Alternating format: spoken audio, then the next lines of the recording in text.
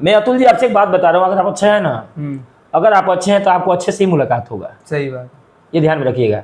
मैं इतना ही जानता हूँ कि मैं जिस हिसाब से हूँ, क्या उस हिसाब से ही मेरे मित्र हैं तो ही मुझे मिले हैं और तभी मुझसे जम रहा है। क्योंकि ये कहावत है, चोर के साथ चोर ही जमता है, सही बात, ईमानदार के साथ ईमानदारी जमता है। तो मैं अपने ऊपर सोचता हूँ कि जैसा मैं हूँ वैसे मेरा टीम है। अगर मैं चोर हूँ तो मेरा टीम भी चोर होगा, तो इसमें दिक्कत क्या? दोस्ती है ना, पहचान वैसे ही होता है, चोर चोर दोस्ती होता है। मैं अगर ईमानदार हूँ तो मेरा टीम भी ईमानदार होगा। सही बात है, मेरी यही सोच रहती है।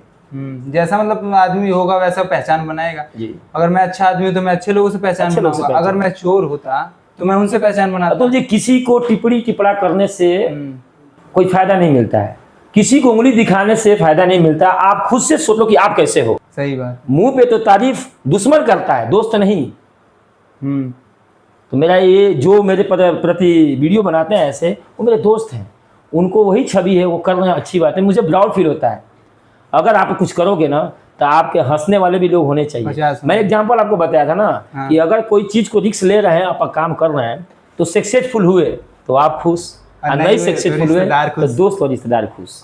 इसमें डरने की क्या बात है? कोई इंसान कामयाब होते हुए नहीं देखना चाहता, ये मानव प्रवृत्ति है। अगर कोई इंसान कामयाब हो रहा है तो लोग उसके मुंह पे कहेंगे कि बहुत अच्छा काम कर रहे हो, लेकिन जब पीठ पीछे कहेंगे कि अरे यार वो इतना कैसे अच्छा हो गया, मैं क्यों नहीं हुआ। अतुल जी, आपकी बातों को मैं समझ सकता हूँ। अतुल जी सुनिएगा, किसी गांव में और किसी घर में, किसी घर में उस घर का लड़का अगर आपका इज्जत नहीं कर रहा है तो समझिए उस घर के बुजुर्ग आपके बारे में बुराई करते हैं। सही बात। आपके सामने, आपके अपनों के सामने तीसरा कोई बोल के जाता है ना, तो समझिए कि इसका रचयिता यही है।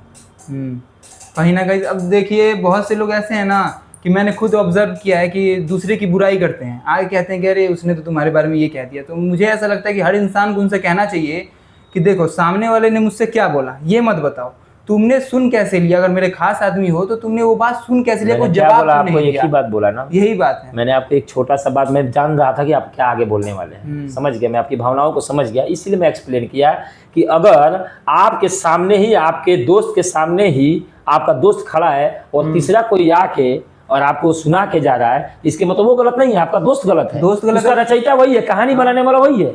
उसने कुछ बोला क्यों नहीं, बोला क्यों नहीं, क्रॉस क्वेश्चन करना चाहिए था। नहीं करेगा ना, वो ये कलयुग है। सही बात है। यहाँ पे सब दिखा दिखा वाला काम है। मुझे लगता है कि आपके जैसे सोच बहुत सारे 96% लोग जो है कि दूसरे की बातों में, जब 4% है जिसकी वजह से धरती टिकी हुई है। सोचिए पाप का घड़ा कितना ऊपर तक जा चुका है, 4% सत्य होने की वजह से 96% पे हावी है। सही बात है।